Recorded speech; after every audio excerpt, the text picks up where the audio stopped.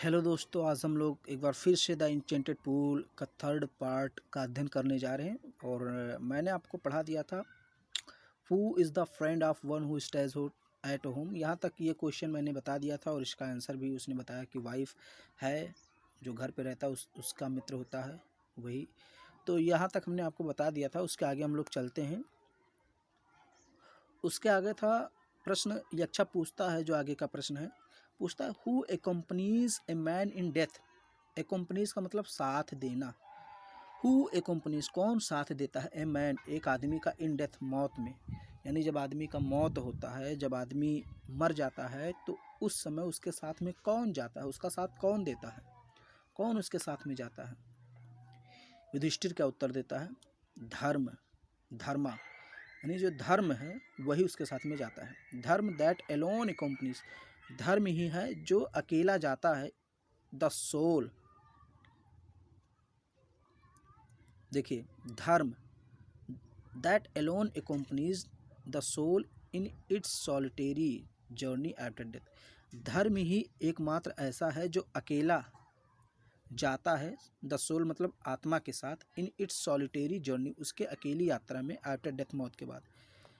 धर्म ही एक ऐसा चीज़ है जो व्यक्ति के मौत के समय आत्मा के साथ में जाता है।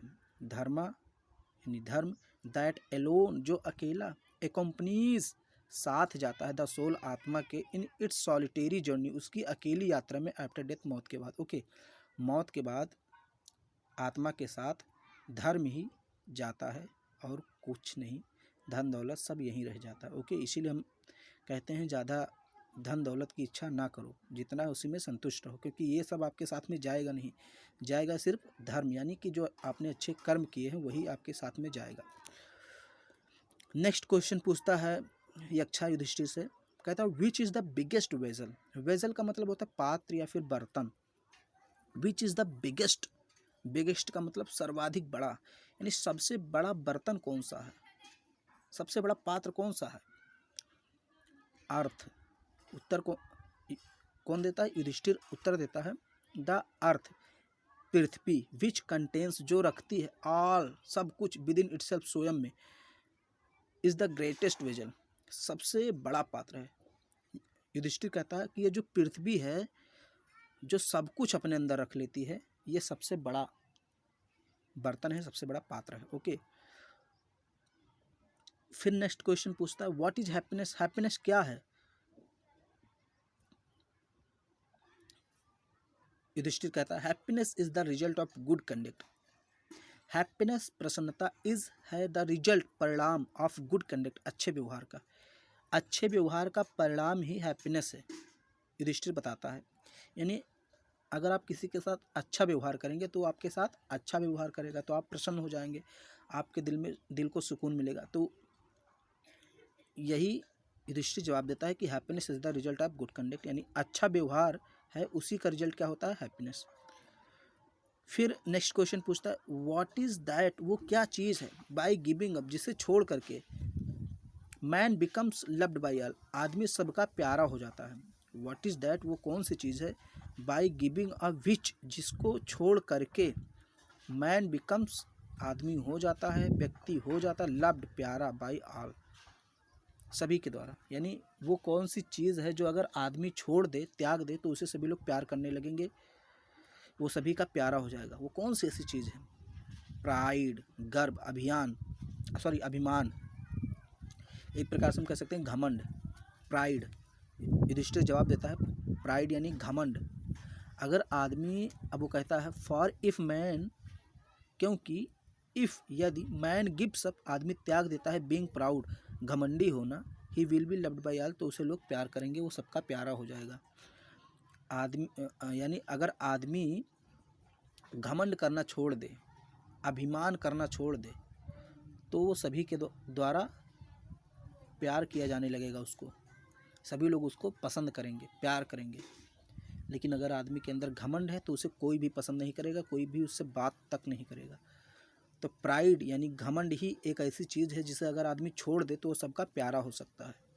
व्हाट इज़ द लॉस, वो कौन सा हानि है, विच ईल्स जो देती है Joy Anand, and not sorrow और दुख नहीं। क्वेश्चन पूछता है कि व्हाट इज द लॉस, वो कौन सी हानि है, विच ईल्ड्स जॉय, जो जॉय देती है, आनंद प्रदान करती है, एंड नॉट सॉरो, ना कि दुख। देखिए, अगर आपको कोई चीज़ हानि होती तो अक्सर आपको क्या होता है, दुख होता है। जब आपका सपोज कीजिए आपका कोई चीज़ लॉस हो गया, किसी भी प्रकार की हानि हो गई, धन की, दौलत की, या फिर आपके घर का कोई व्यक्ति मान लीजिए उसका डेथ हो गया, तो आपको दुख होता है। लेकिन एक ऐसी हानि बताओ, अब वो बता रहा है, यक्षा जो है पूछ रहा है युधिष्ठिर से कि व्हाट इज द लॉस, वो कौन सी हानि है, विच ईल्ड्स, जो देती है जॉय, आनंद, नॉट सॉरो, दुख नहीं। मतलब एक ऐसी हानि को बताओ जिसके हो जाने पर हमें दुख नहीं, सुख प्राप्त होता है, आनंद प्राप्त होता है। अब ऐसी कौन सी हानि है जिसके हो जाने पर हमें सुख प्राप्त होता है, आनंद प्राप्त होता है? देखिए आगे, एंगर। युधिष्ठिर उत्तर क्या देता है? एंगर यानी क्रोध। अगर क्रोध हमारे अंदर से निकल जाता है, यानी क्रोध की अगर हानि हो जाती है, तो क्या हम खुश रहेंगे कि नहीं? बताओ, रहेंगे ना। कितना अच्छा सटीक आंसर देता है युधिष्ठिर, अगर आप देखेंगे तो। कह रहा है अगर क्रोध हमारे दिल से निकल जाता है, यानी क्रोध की अगर हानि हो जाती है, तो हम सुखी रहेंगे, आनंद पूर्वक रहेंगे, खुश रहेंगे, प्रसन्न रहेंगे, हमें किसी भी प्रकार का दुख नहीं होगा। उत्तर देता है एंगर, क्रोध है। If we give up being angry, if यदि बी गिव अप हम त्याग दें, बीइंग एंग्री क्रोधित होना, यदि हम क्रोधित होना छोड़ दें, बी विल नो लॉन्गर तो हम नहीं रहेंगे अधिक समय तक।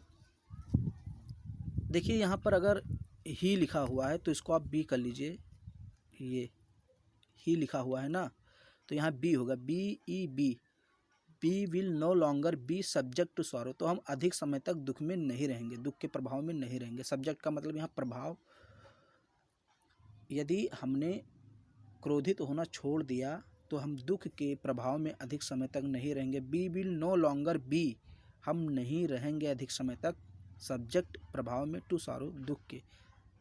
Okay, anger if we give up being angry, यदि हम क्रोधित होना छोड़ देंगे, बी विल नो लॉन्गर ही बी सब्जेक्टेड टू सॉरो, तो हम दुख के प्रभाव में अधिक समय तक नहीं रहेंगे। आपको मैंने पहले ही बताया है कि ये जो ही है यहाँ पर बी ई होगा, बी। ओके, चलिए हम लोग नेक्स्ट क्वेश्चन पढ़ते हैं जो यक्षा ने युधिष्ठिर से पूछा। कह रहा what is that by giving a which man becomes rich, what is that, वो कौन सी चीज़ है, बाय गिविंग अ विच, जिसको त्याग करके, जिसको छोड़ करके, ए मैन बिकम्स रिच, आदमी अमीर हो जाता है। यक्ष ने पूछा वो कौन सी चीज़ है दुनिया में जिसे अगर हम छोड़ दें, त्याग दें, तो हम अमीर हो जाएंगे। युधिष्ठिर क्या जवाब देता है? डिजायर, इच्छा, यानी इच्छा, लालच जिसे हम कह सकते हैं। इच्छा का मतलब क्या होता है? इच्छा यानी कि लालच, यानी कि अगर हम लालच छोड़ दें, इच्छा छोड़ दें, तो हम क्या हो जाएंगे? अमीर। आगे कहता है if man gives a being ग्रेडी, यदि आदमी लालची होना छोड़ दे, ग्रेडी का मतलब लालची, यदि आदमी जो है लालची होना छोड़ दे, ही विल बिकम वेल्दी, तो वो धनी हो जाएगा। वेल्दी का मतलब धनी या संपन्न, वो संपन्न हो जाएगा, धनी हो जाएगा, अमीर हो जाएगा। फिर अगला क्वेश्चन पूछता है यक्षा, व्हाट मेक्स वन रियल ब्राह्मण, कौन सी चीज़ है जो आदमी को रियल ब्राह्मण बना देती है? आजकल के ब्राह्मण आप जानते हैं कैसे हैं, झूठ बोलते हैं। मैं सभी ब्राह्मणों की बात नहीं कर रहा हूँ, आज भी बहुत अच्छे अच्छे ब्राह्मण हैं, सच्चे ब्राह्मण हैं, लेकिन ब्राह्मण का रियल मतलब क्या होता है वो जानना चाहता है। यक्षा कहता है व्हाट मेक्स वन रियल ब्राह्मण, वो कौन सी चीज़ है जो व्यक्ति को असली ब्राह्मण बना देती है?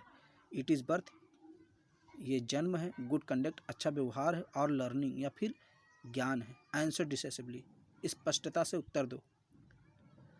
वो कह रहा है कि आखिर वो कौन सी चीज़ है जिसके द्वारा आदमी सच्चा रियल ब्राह्मण बन जाता है? वो क्या बर्थ है, जन्म है, गुड कंडक्ट, या फिर अच्छा व्यवहार है, या फिर लर्निंग? क्या है, तीनों में से क्या है? अब वो युधिष्ठिर थोड़ा सोच समझ कर उत्तर देता है, बर्थ एंड लर्निंग, जन्म और ज्ञान, डोंट मेक वन रियल ब्राह्मण, किसी को ब्राह्मण नहीं बनाते। यानी बर्थ यानी जन्म, लर्निंग मतलब ज्ञान, यानी जन्म और ज्ञान से कोई व्यक्ति ब्राह्मण नहीं बनता है। उसने कहा birth and learning don't make one a Brahmin, जन्म से और ज्ञान से कोई व्यक्ति ब्राह्मण नहीं होता है। गुड कंडक्ट अच्छा व्यवहार, सुव्यवहार, गुड कंडक्ट अच्छा व्यवहार एलोन डज अकेला करता है, यानी कि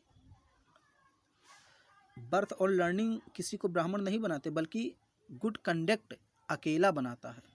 गुड कंडक्ट अकेले ही ब्राह्मण बना देता है। अगर आपका कंडक्ट व्यवहार अच्छा है तो आप ब्राह्मण हैं, वही कह रहा है यहाँ पर कि good conduct alone does, good conduct जो आपका अच्छा व्यवहार वो अकेले ही ये काम करता है, ना कि बर्थ और लर्निंग। ओके, तो आपसे पूछेगा कि व्हाट मेक्स वन रियल ब्राह्मण, व्यक्ति को सच्चा ब्राह्मण कौन बनाता है, तो आपको लिख देना गुड कंडक्ट। ओके, हाउएवर हालांकि, sorry, how ever learn a person में भी, आदमी चाहे कितना भी पढ़ा लिखा क्यों ना हो, विद्वान क्यों ना हो, लर्न का मतलब पढ़ा लिखा यानी विद्वान, हाउ एवर का मतलब चाहे जितना या चाहे कितना।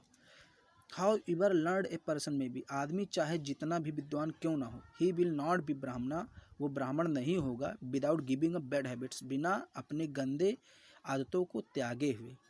आदमी चाहे जितना भी ज्ञानी क्यों ना हो, चाहे जितना भी पढ़ा लिखा क्यों ना हो, अगर वो अपनी गंदी आदतों को त्यागेगा नहीं तो ब्राह्मण नहीं होगा। He will not be a ब्राह्मणा, वो ब्राह्मण नहीं होगा, विदाउट बिना गिविंग अप छोड़े हुए बैड हैबिट्स गंदी आदतों को। इवन दो हालांकि he may be learn in 4 Vedas, even though he may be learn in the 4 Vedas, चाहे वो चारों वेदों का ज्ञाता ही क्यों ना हो, चाहे वो चारों वेदों का विद्वान ही क्यों ना हो। A man of bad conduct, बुरे व्यवहार का आदमी, फॉल्स टू लोअर क्लास, निम्न वर्ग की श्रेणी में आता है, यानी निम्न श्रेणी में आता है, लोअर क्लास में आता है। युधिष्ठिर कहता है even though he may be learn, वो विद्वान हो, इन द 4 वेदास, चारों वेदों का, यानी भले ही वो चारों वेदों का ज्ञाता हो, चारों वेदों का ज्ञान रखने वाला हो।